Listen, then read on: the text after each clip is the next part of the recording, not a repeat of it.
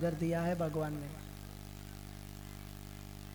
जन्म कर्म च मे दिव्यम योवम यो वेत्ति तत्वतः त्यक्त्वा देहम पुनर्जन्म नैति मामेति सर्जुना।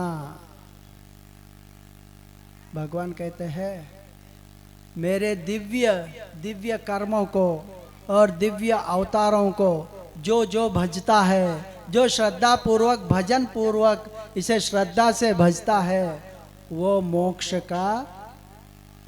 पाता है। क्यों? भागवत में 24 अवतार दिए हैं भगवान के, अलग अलग अवतार। उनके बारे में हम भजते हैं, मनन करते हैं, तभी हमें मोक्ष मिलता है। यह है मोक्ष। भागवत महाभागवत के द्वारा इस तरह मोक्ष मिलता है। अलग अलग अवतारें हैं, उसमें अवतार का वर्णन है, तभी तो हमें मोक्ष मिलता है। भगवान कहते हैं मेरे दिव्य अवतार है और दिव्य मेरे कर्म है। जो जो इस दिव्य अवतार और कर्म को भजेगा, श्रद्धा पूर्वक भजेगा, वो मोक्ष पाएगा।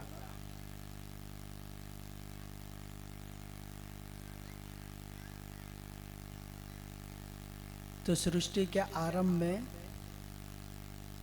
भगवान ने सूर्य भगवान को यह उपदेश दिया था, इमं विवस्वते योगम प्रोक्तमं अमाव्ययम विवस्वान् मनहे प्राहु मुनिरिक्ष्वाक में ब्रवीत।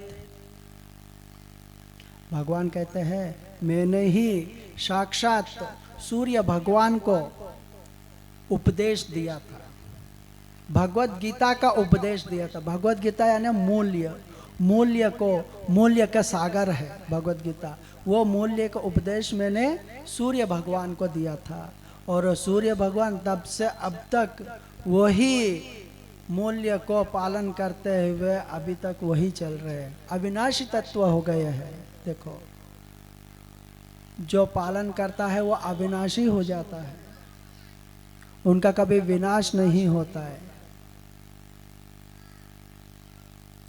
इस तरह भगवत गीता मूल्य तत्व है। भगवत गीता सिर्फ द्वापर युग में उत्पन्न नहीं हुई थी, यह जब सृष्टि उत्पन्न हुई थी तब से हुई थी। और इस तरह फिर से भगवान कहते हैं कि यह प्रकृति है,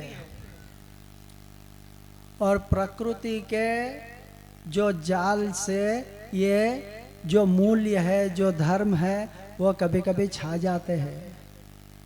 माया ढक जाती है, माया ढक देती है, तो हमें दिखता है कि धर्म चले गया, अधर्म छा गया।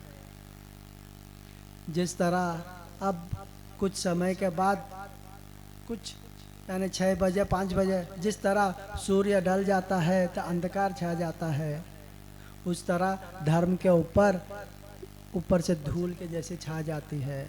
लेकिन पुनः फिर से सूर्य आता है और फिर धर्म फिर से स्थापित होता है। तो भगवान इस तरह भगवत गीता के बारे में कहते हैं कि भगवत गीता सबके अंधकार को दूर करने वाली माता है। जो भगवत गीता को अपनाता है, जो भगवत गीता के श्लोक को पढ़ता है, उसका घर, उसका संसार हमेशा सुखमय रहता है।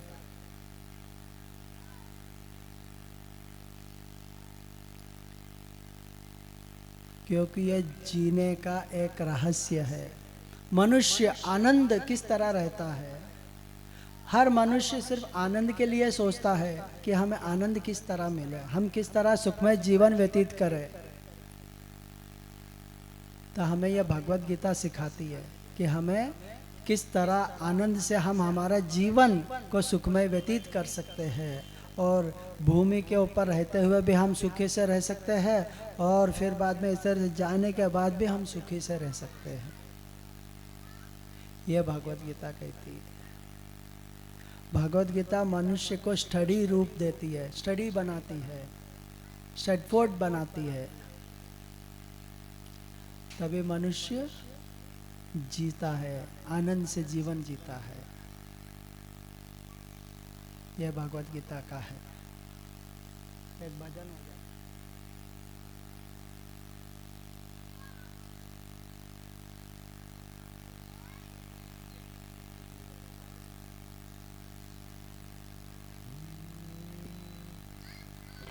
इतनी कृपा सावरे बनाए रखना, इतनी कृपा सावरे बनाए रखना, मरते दम तक सेवा में लगाए रखना। इतनी कृपा सावरे बनाए रखना, बनाए रखना, मरते दम तक सेवा में लगाए रखना, मरते दम तक सेवा में लगाए रखना।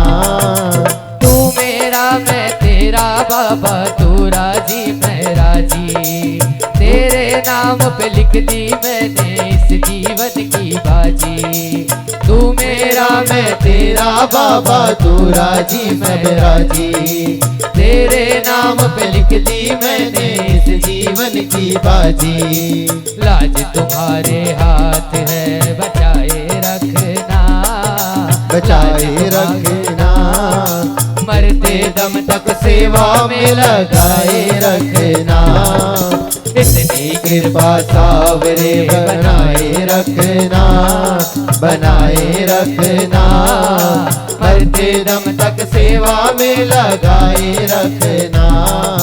तेरे प्रेमियों में मन लगता और कहीं ना लागे, तेरे प्रेमियों में मन लगता और कहीं ना लागे। तेरे द्वार के आगे बाबा सब फीका सा लागे, तेरे द्वार के आगे बाबा सब फीका सा लागे। भजनों की इस भूख को जगाए रखना, भजनों की इस भूख को जगाए रखना, और मरते दम तक सेवा में लगाए रखना।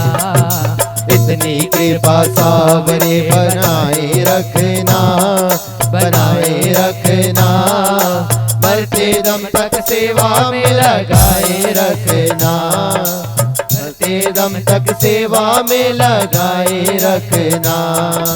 हाथ जोड़ कर करो प्रार्थना, मुझको भूल न जाना, हाथ जोड़ कर करूं प्रार्थना, मुझको भूल न जाना। तेरे दर पर लगा रहे बस मेरा ना जाना, तेरे दर पर लगा रहे बस मेरा ना जाना।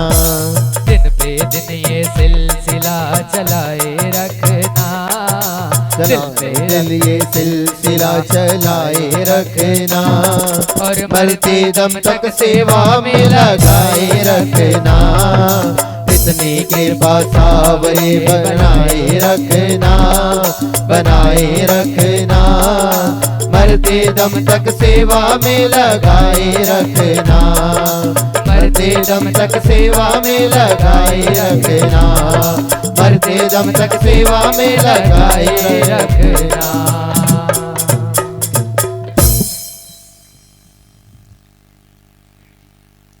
तो आओ भगवत गीता के बारे में देखते हैं। भगवत गीता सिर्फ और सिर्फ मनुष्य के लिए है। मनुष्य किस तरह अपना जीवन सुखमय बनाए। पहला अध्याय में मनुष्य किस तरह अपने साथी को ले चुन सकता है। स्वभाव के बारे में कहते हैं कि मनुष्य का स्वभाव किस तरह रहता है।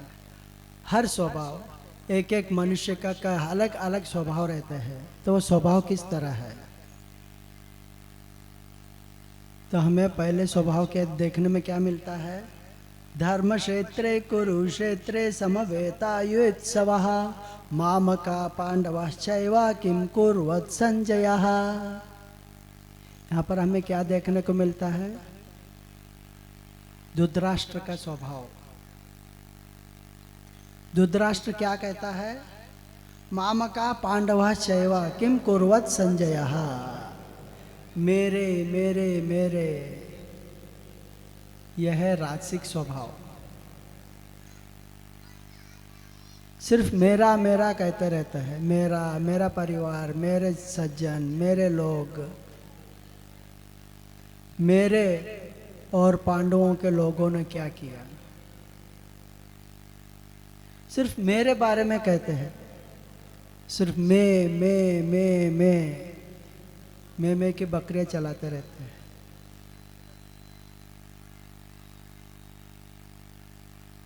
यह है राजसिक स्वभाव।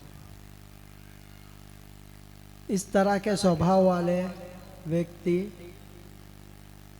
हमेशा सिर्फ अपना ही देखते रहते हैं कि मेरा किस तरह हो, कैसे कार्य हो, क्या हो। राजसिक स्वभाव भी ठीक ही है, कुछ न कुछ तो उज्जवल हो रहा है वो अपने आप।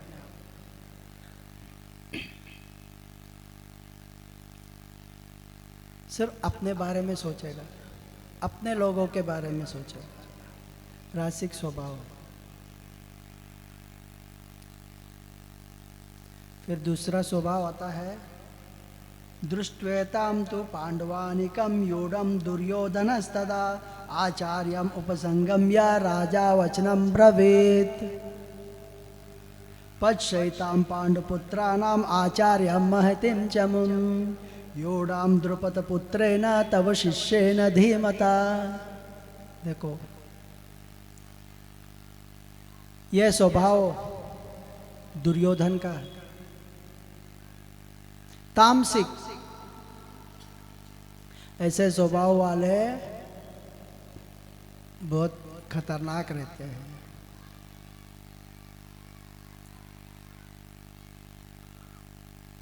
अक्षौणी सोनिया सैनों में से ज़्यादातर सैनिक दुर्योधन के पास थे, लेकिन सामने पांडवों की सेना देखकर उसके अंदर जलन आ गई, ईर्ष्या आ गई, और वो उनके गुरुजी के पास जाए चुगली करने के लिए। क्या चुगली करते हैं? गुरुजी देखिए सामने सेना अर्जुन उसकी सेना को लेकर आपके ऊपर आक्रमण करने के लिए आ रहा है, देखो उसका कितना साहस्य है कि आपके ऊपर, गुरुजी के ऊपर आक्रमण करने आ रहा है। इस तरह के व्यक्ति बहुत खतरनाक रहते हैं। वो देखते हैं कि सामने वाला के पास जो भी है वो पूरी तरह हड़प ले, सिर्फ जो कुछ होना चाहिए सिर्फ मेरे पास ही होना चाहिए और किसके पास नहीं होना चाहिए, और मैं उसे हासिल नहीं कर सका तो सामने वाले के पास भी नहीं होना चाहिए, वो पूरी तरह नष्ट हो जाना चाहिए उसके पास भी। इस तरह के सोच रखते हैं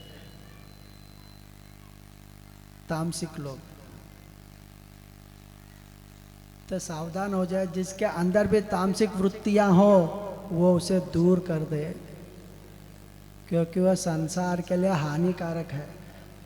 वो खुद भी सुखी से नहीं रह सकता और दूसरों को भी सुखी से नहीं रख सकता है। वो है तामसिक स्वभाव। राजसिक स्वभाव का परिवर्तन होता है, उसको सात्विक स्वभाव में भी परिवर्तन कर सकते हैं, लेकिन तामसिक स्वभाव कभी भी परिवर्तन नहीं होता है, वो एक जैसे ही रहता है। वो जग के लिए, संसार के लिए, मनुष्य जीवन के लिए हमेशा खतरनाक ही रहता है।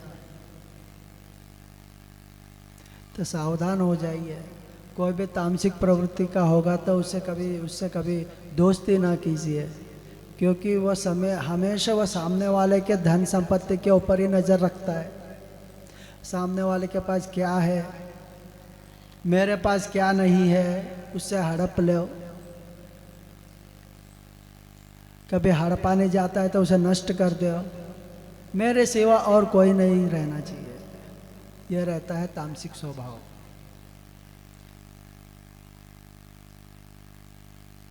और फिर आते हैं द्रोणाचार्य। द्रोणाचार्य का स्वभाव देखो कैसा है, एकदम स्टोर। वो किसी की बात नहीं मानते, किसी की बातों में नहीं आते, अपना जो कार्य है वही करते हैं। अर्जुन को भी वही सिखाया। अर्जुन, पेड़ के ऊपर क्या है देखो, क्या दिख रहा है तुम्हें। कंसंट्रेशन बढ़ाने के लिए हमेशा प्रोत्साहित करते हैं। सब लोग ने क्या देखे, गुरुजी उधर तो पक्षी है, बहुत सारे पत्ते हैं, पेड़ है, पौधे हैं, इस तरह बोलने लगे। लेकिन दुर्योधन अर्जुन को क्या बोला, अर्जुन ने क्या देखा, गुरुजी मुझे सिर्फ आंख दिख रही है, पक्षी वक्षी कोई नहीं दिख रहा है, सिर्फ आंख दिख रही है। हाँ, अब तीर चला। इस तरह के स्वभाव वाले हैं। इस तरह के स्वभाव वाले भी बहुत अच्छे हैं। वो बाहर से खट्टे कड़वे दिखते हैं, लेकिन मन से एकदम निर्मल रहते हैं। ये स्वभाव है।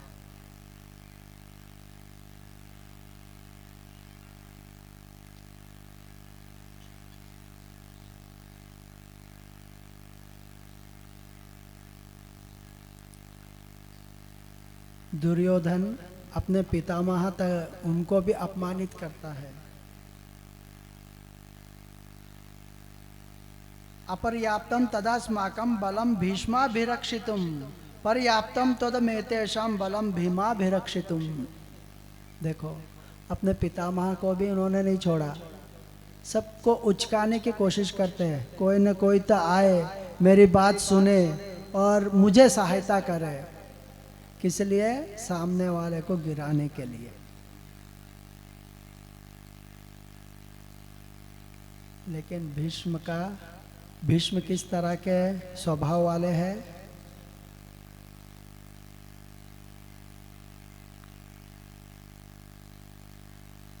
भीष्म दोनों के तरफ रहते हैं। पांडवों के तरफ भी है, कौरवों के तरफ भी है।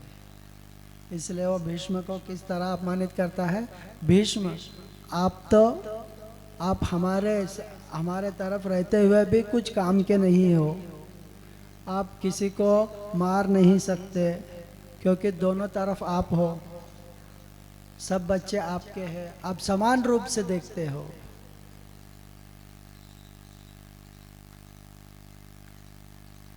अपने वृद्ध लोग रहते हैं, हाँ, उनके बच्चे छोटे लोग रहते हैं, वो आपस में झगड़ा करने पर भी, कुछ भी करने को, दोनों को समान रूप से देखते हैं। वो झगड़े को किस तरह सुलझाए वो करते हैं, लेकिन वो किसी को अपमानित या किसी को द्वेष नहीं करते, सबको समान रूप से देखते हैं। ऐसे व्यक्तित्व भी अच्छे हैं।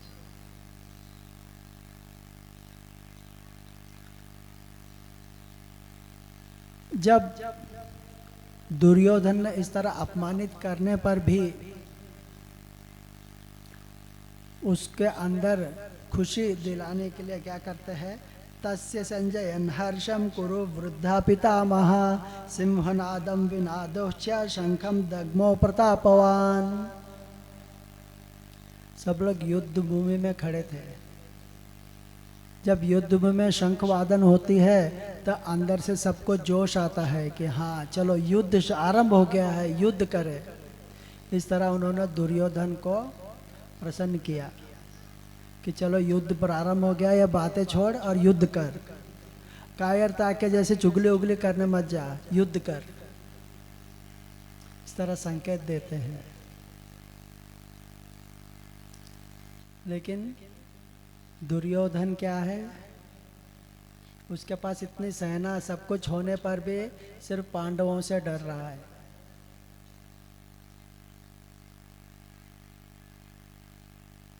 तो सबने अपने अपने शंख वादन किए हैं।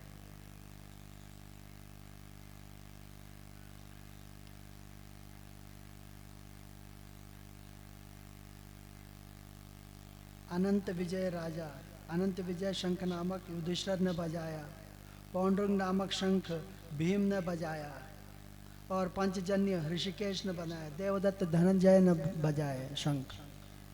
अलग अलग योद्धाओं के अलग अलग शंख रहते हैं।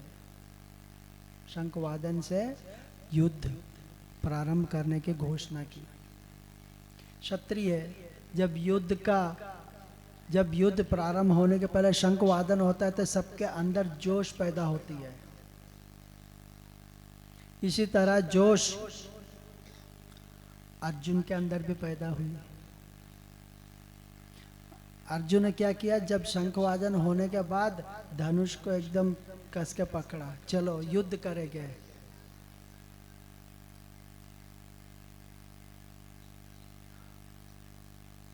अर्जुन कहता है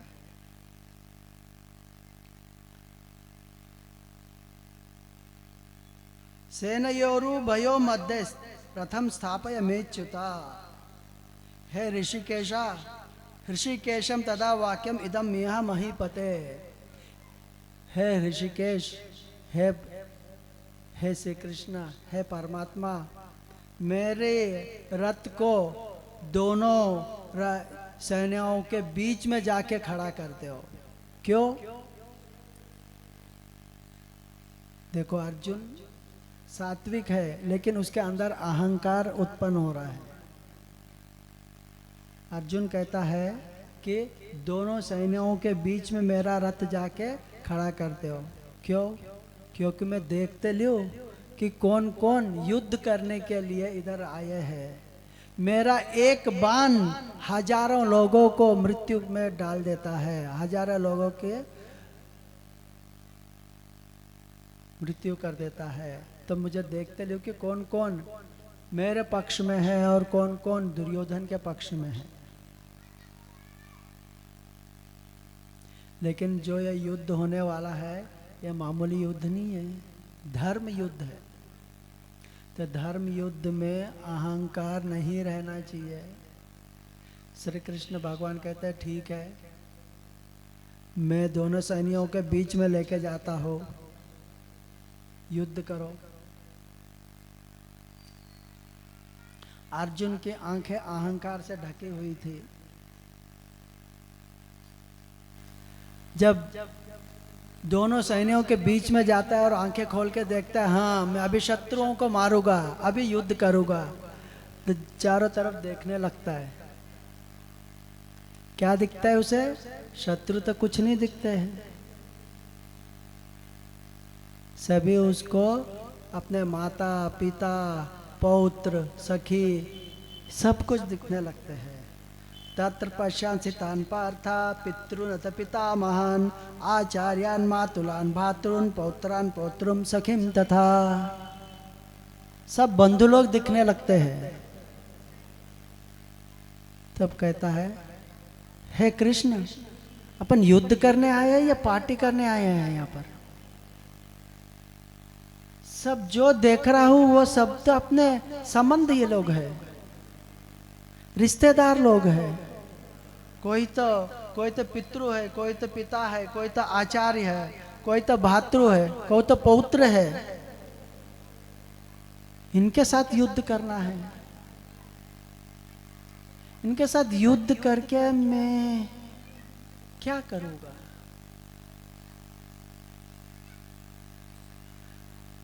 राज्य भोगूंगा? वो राज्य जो बंधुओं के साथ आनंद से सुखमय से राज्य का पालन ना कर सके, वो राज भोगना है मुझे? हे कृष्ण, मैं तो घोर नरक में जाऊंगा। मैं तो पाप कर रहा हूं, खुद मैं अपने बंधुओं के साथ युद्ध कर रहा हूं। इधर तो कोई शत्रु नहीं है, मैं किसके साथ युद्ध करूं? सब जगह तो मुझे यही दिख रहे हैं, एक भी शत्रु नहीं नजर आ रहा है। करूं तो युद्ध किससे करूं?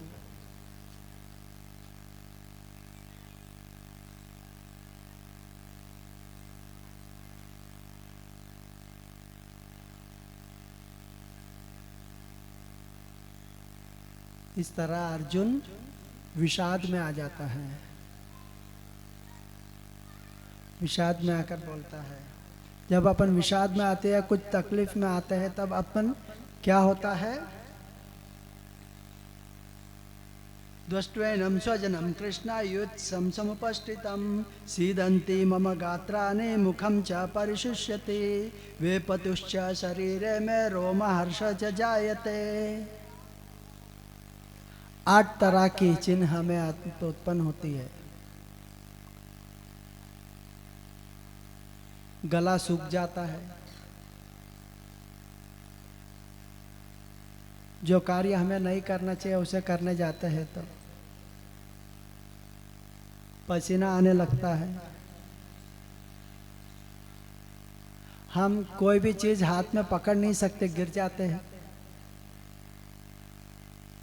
इस तरह अर्जुन का धनुष भी नीचे गिर गया। मैं युद्ध नहीं करूंगा, मेरे से क्या पाप करवा रहे हैं कृष्ण भगवान। देखो वह साक्षात कृष्ण को बोलने लगा, मेरे से क्या पाप करवा रहे हैं कि मैं बंधुओं से युद्ध करूं।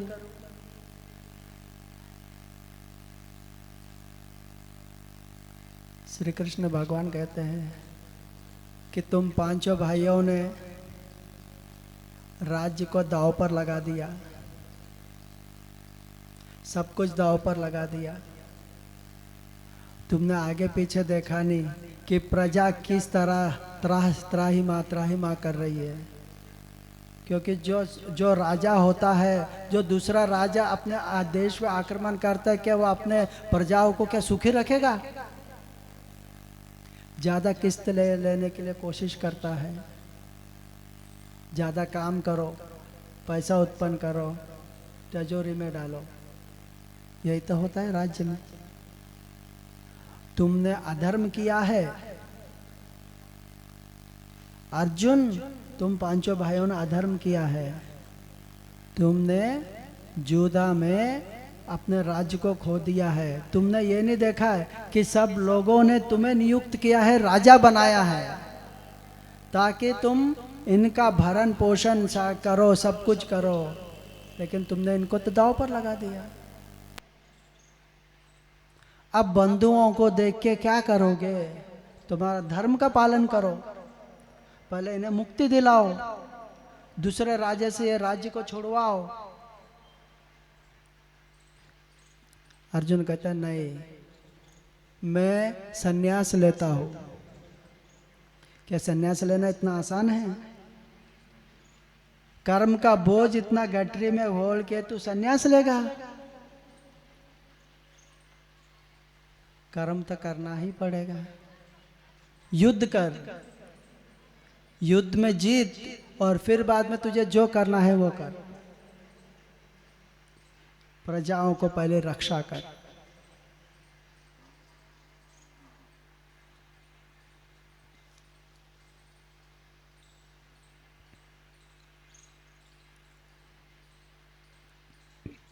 श्री कृष्ण से ही वो धर्म की बातें करने लगा।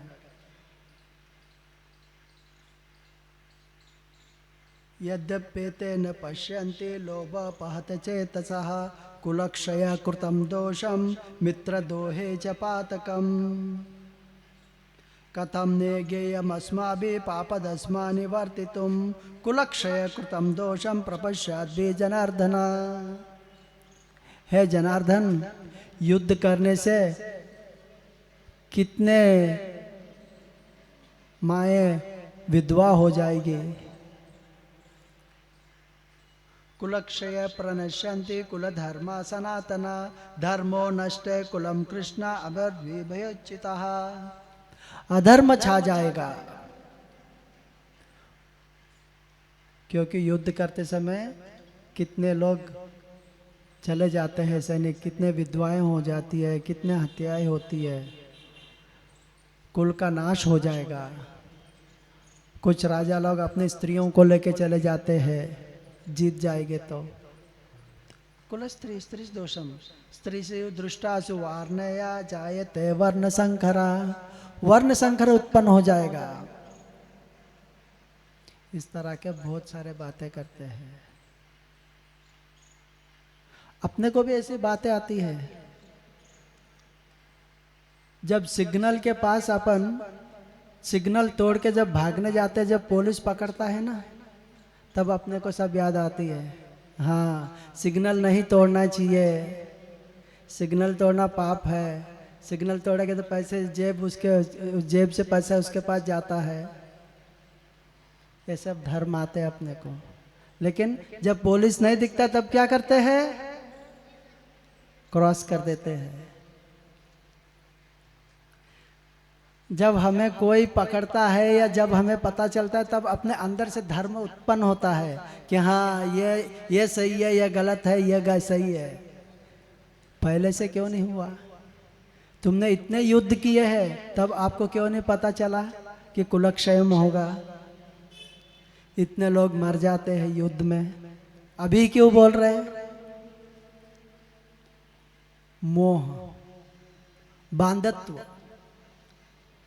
बंधुओं से मोह हुआ है, इसके लिए इतना सारा बातें कर रहे हैं। और जब श्री कृष्ण भगवान इनके बात नहीं माने, श्री कृष्ण भगवान कहते हैं कुतस्त्वाकशमिलमिदं विषमे समुपस्थितम आचार्य जुष्टम आस्वर्ग्यम आकीर्ति कर्म अर्जुन। है अर्जुन, तुम क्या कायरता जैसी बातें कर रहे हो? ये तुम्हें शोभा नहीं देता। तुम वीर हो, युद्ध करो, तुम्हारा धर्म का पालन करो। जब उसे पतली गली नहीं मिलती है अर्जुन को, तब बोलता है गुरु निहत्वा हि महान भावा श्रेष्ठो भोक्तुम भक्षमपि लोके अर्थवार्थु कामस्तु गुरु निहैव भुज्य भोगान रुधि प्रदिग्धान।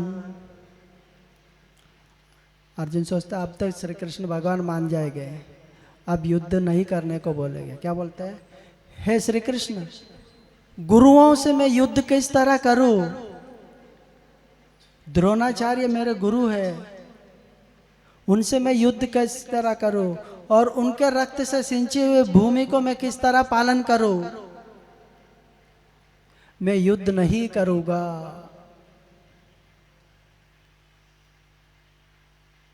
है ना? कितने सारा अपन भी कितने कितने वचन बोलते हैं। जब छोटा बच्चा स्कूल नहीं जाने को बोलता है मैं स्कूल नहीं जाऊंगा, तो कितने सारा नखरे उसके अंदर से उत्पन्न होते हैं कि मैं ये नहीं करूँगा, वो नहीं करूँगा, ये करना है, वो करना है। इस तरह श्री कृष्ण को भगवान के पास अर्जुन भी इसी तरह कह रहा है। लेकिन अर्जुन के अंदर सात्विक स्वभाव है।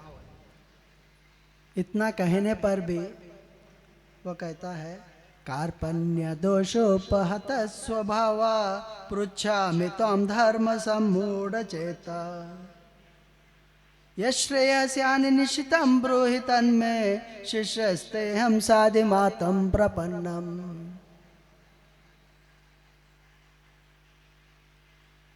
हे कृष्ण, कार्पण्य दोषोपहत स्वभावः, यह कायरता रूप दोष जो मेरे अंदर उत्पन्न हुई है,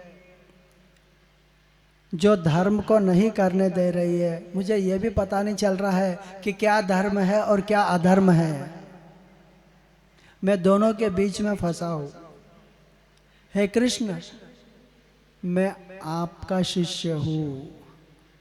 आप अपने उपदेश के द्वारा मेरा यह कायरता को निकाल दीजिए और मुझे धर्म करने के लिए आरूढ़ कर दीजिए।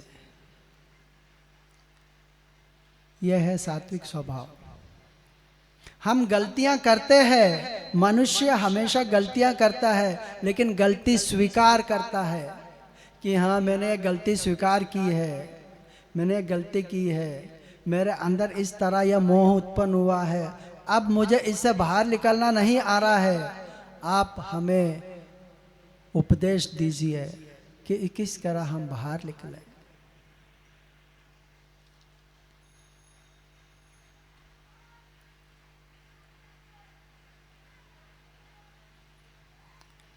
एक छोटा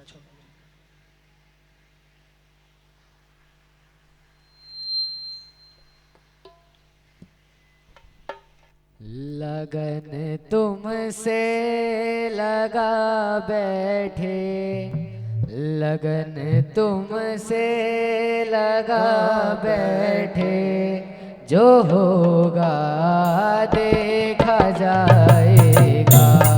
लगन तुमसे लगा बैठे, जो होगा देखा जाएगा। तुम्हें अपना बना बैठे, तुम्हें अपना बना बैठे, जो होगा देखा जाएगा। लगन तुमसे लगा बैठे, जो होगा देखा जाएगा। कभी दुनिया से डरते थे कि छुप छुप याद करते थे। कभी दुनिया से डरते थे कि छुप छुप याद करते थे। लो अब पर्दा उठा बैठे, लो अब पर्दा उठा बैठे, जो होगा देखा जाएगा। लगन तुमसे लगा बैठे, जो होगा देखा जाएगा।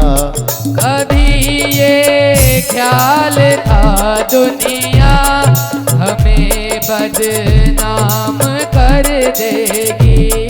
कभी ये ख्याल था दुनिया हमें बदनाम कर देगी। शर्म अब बेच खा बैठे, शर्म अब बेच खा बैठे, जो होगा देखा जाएगा। लगन तुमसे लगा बैठे, जो होगा देखा जाएगा। दीवाने बन गए तेरे, तो फिर दुनिया से क्या मतलब। दीवाने बन गए तेरे, तो फिर दुनिया से क्या मतलब। तेरी गलियों में आ बैठे, तेरी गलियों में आ बैठे, जो होगा देखा जाएगा। लगन तुमसे लगा बैठे, जो होगा देखा जाएगा। जो होगा देखा जाएगा, जो होगा देखा जाएगा। जो होगा देखा जाएगा, जो होगा देखा जाएगा। तुम्हें अपना बना बैठे, तुम्हें अपना बना बैठे, जो होगा देखा जाएगा। लगन तुमसे लगा बैठे, जो होगा देखा जाएगा। लगन तुमसे से लगा बैठे, जो होगा देखा जाएगा। जो होगा देखा जाएगा। वाह वाह वाह, भगवान से लगन लगा लगे तो वही कुछ सब देख लेगा।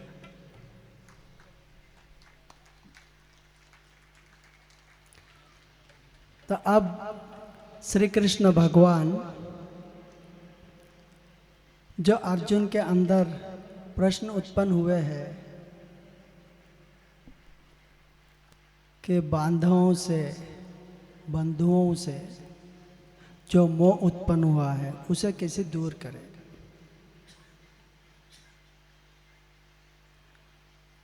तो श्री कृष्ण भगवान शरीर और आत्मा के बारे में उपदेश देते हैं। श्री कृष्ण कहते हैं तुम जो सोच रहे हैं ये शरीर ये तो हमेशा परिवर्तन करते रहता है। छोटा बच्चा रहता है, बड़ा होता है, फिर बड़ा, फिर युवा अवस्था में आता है, हाँ, फिर वृद्धावस्था में आता है, फिर चले जाता है। तुम शरीर को देख रहे हो, शरीर तो कभी भी एक जैसे नहीं रहता है।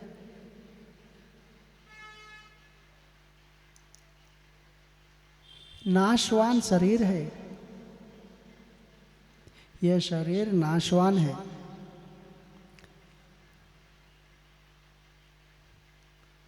यह शरीर हमें क्यों मिला है? कर्म करने के लिए मिला है। इस शरीर से कर्म करो, अच्छे कर्म करो। मनुष्य शरीर अति दुर्लभ है।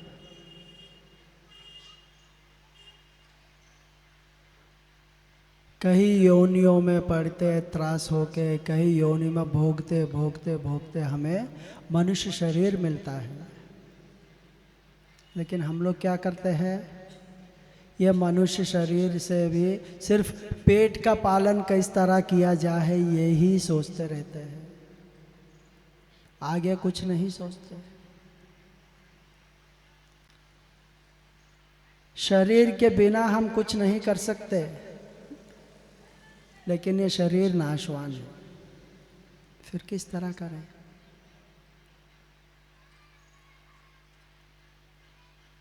सब योनियों में से सीख सीख मिलते हमें मनुष्य योनि आती है। और इस मनुष्य योनि में हम कर्म करना है।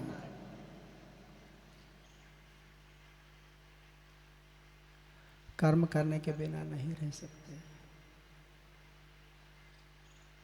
नाशवान शरीर,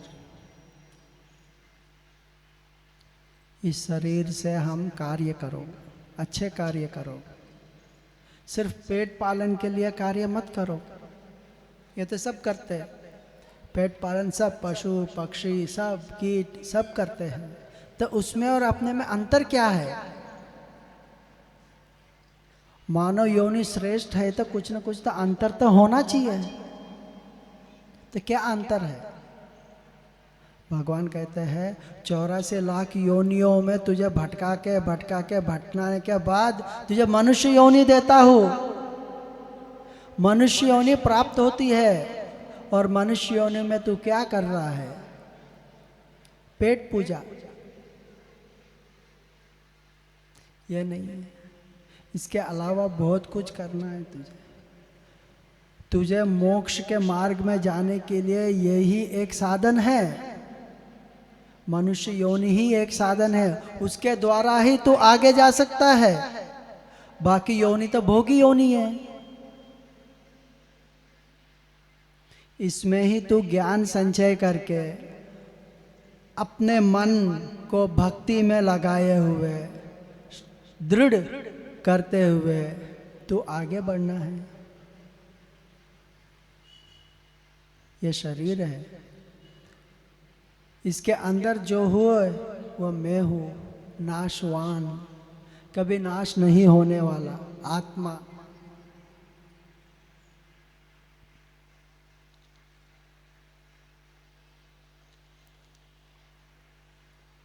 वासांसि जीर्णानि यथा विहाय तवानि गृहाणि नरोपराणि तथा शरीरानि विहाय जीर्णान् न्यान्यानि सम्याति नवानि देहि। किस तरह है यह? जिस तरह हम रोज कपड़े बदलते हैं, दूसरे कपड़े पहनते हैं, उस तरह यह आत्मा शरीर को बदलता है। हमें नए नए कपड़े जिस तरह पहनते हैं उस तरह नया नया शरीर या आत्मा बदलते रहता है। यह आत्मा नाशवान है।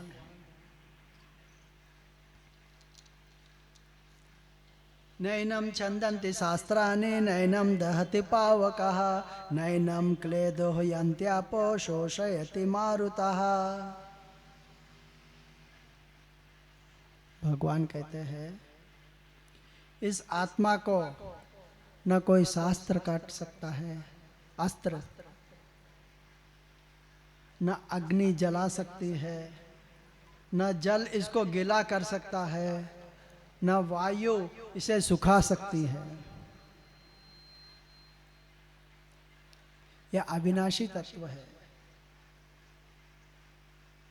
यह आत्मा अविनाशी है। इस अविनाशी तत्व को प्रकृति के से उत्पन्न होने वाली कोई भी वस्तु से नाश नहीं कर सकती है। तो यह है नाशवान।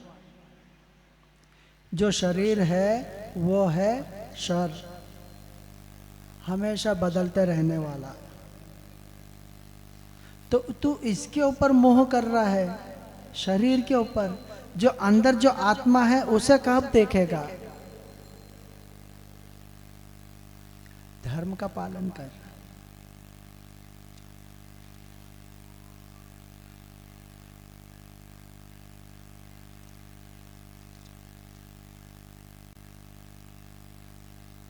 यह आत्मा ऐसे अविनाशी तत्व है जो आचार्यवत् पश्यति कश्चिदेनम् आचार्यवत् वदति तथैव चान्यः आचार्यवत् अन्यः शृणोति श्रुत्वप्येन वेद न चैव कश्चित्। यह आत्मा को कोई अभी तक जान नहीं सका। सिर्फ हम बाहर के शरीर को ही देखते हैं। यह शरीर रहने पर भी यह आत्मा है, नहीं रहने पर भी आत्मा है। और तू जब दूसरा शरीर लेता है तब भी यह आत्मा है।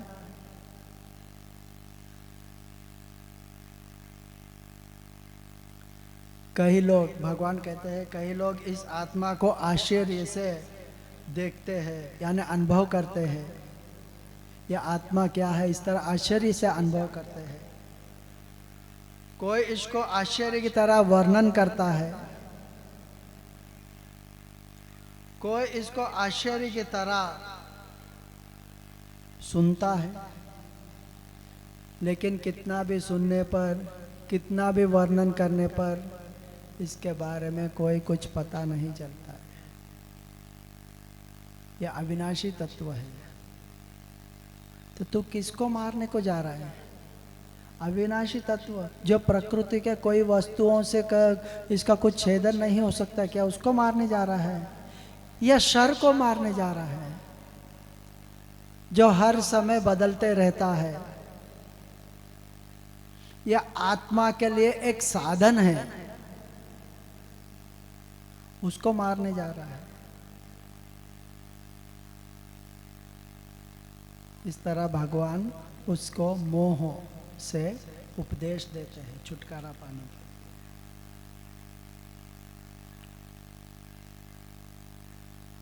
लेकिन अर्जुन का दूसरा भी प्रश्न था कि मैं अपने गुरुजनों से किस तरह युद्ध कर सकता हूँ?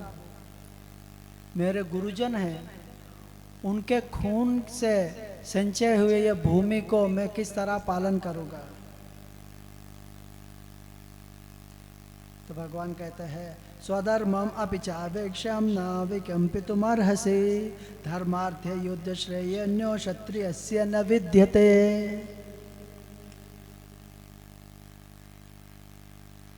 अपने स्वधर्म को पालन करो।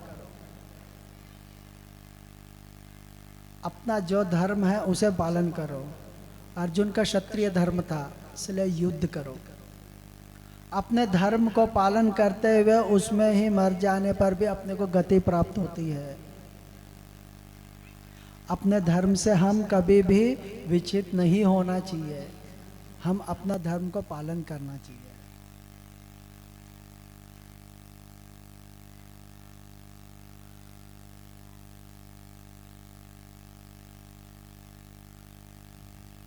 इस श्लोक के ऊपर मैंने एक रिसर्च किया था।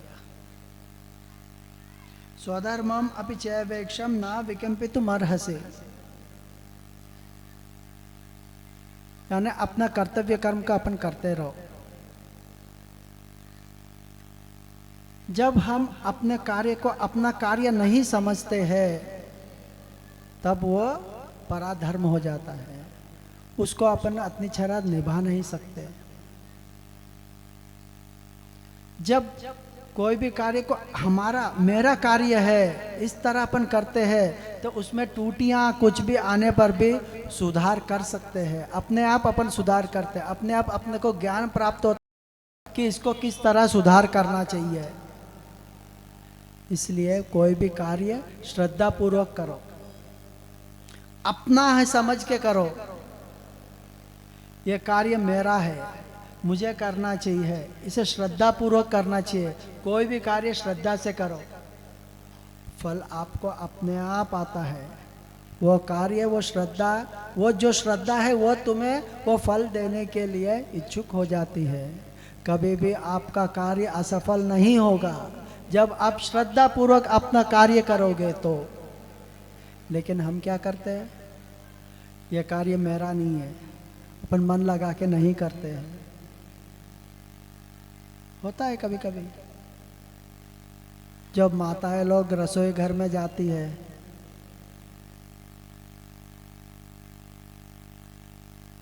किसी पर गुस्सा उसा रहता है तो बर्तनों पर निकालती है,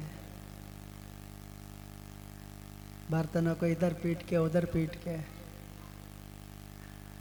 अच्छा, तो आज इनके सब्जी में मिर्ची ज़्यादा डाल देना चाहिए, ये भी हो जाता है। हम अपने कार्य को ही पराधर्म कर देते हैं, तो इससे क्या होगा, आपके दुख बाधाएं दूर हो जाएगी। सबको समान रूप से देखो।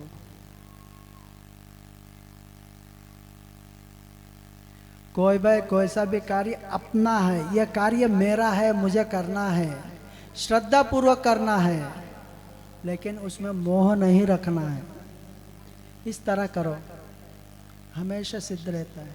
अन्नपूर्णा सदा आपके हाथ में रहती है। किसी भी तरह आप कढ़ाई को घुमाओ, स्वादिष्ट हो जाता है। श्रद्धा पूर्वक करना चाहिए, सब कुछ श्रद्धा में रहता है। श्रद्धा के बिना कुछ नहीं होता है। कुछ भी कार्य श्रद्धा से करो। कोई भी ऐसी चीज नहीं है जो सफलता प्राप्त नहीं हो सकती, सब में सफलता प्राप्त होती। बस श्रद्धा का मेन इंपॉर्टेंट पॉइंट उधर है, श्रद्धा। श्रद्धा से कुछ भी कार्य करेंगे तो आपको सफलता मिलती है।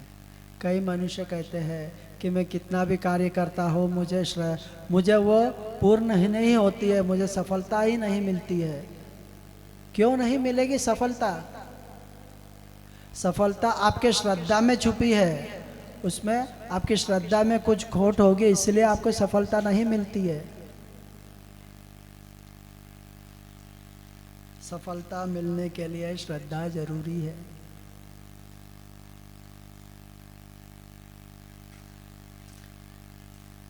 श्रद्धा से कार्य करो, सफलता आपके पास रहेगी।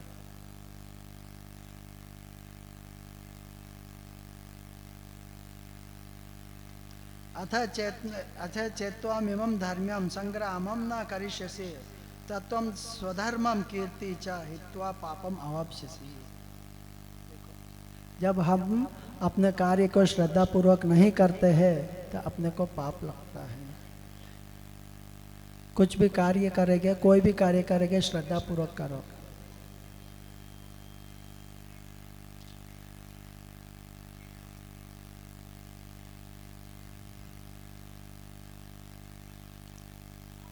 तो इस तरह भगवान उपदेश देते हैं। या गुरुजन के हत्या, गुरुजन को जो खून से सिंचित हुई भूमि को मैं किस तरह करूँगा? तुम तुम्हारा कार्य करो। भगवान कहते हैं तुम तुम्हारा कार्य करो हो। तुम सिर्फ कार्य में ही अपना लगन लगाओ, श्रद्धा लगाओ, और कुछ में जो कार्य तुम्हें दिया है, सौंपा है, उसे करो। लेकिन किस तरह करना है?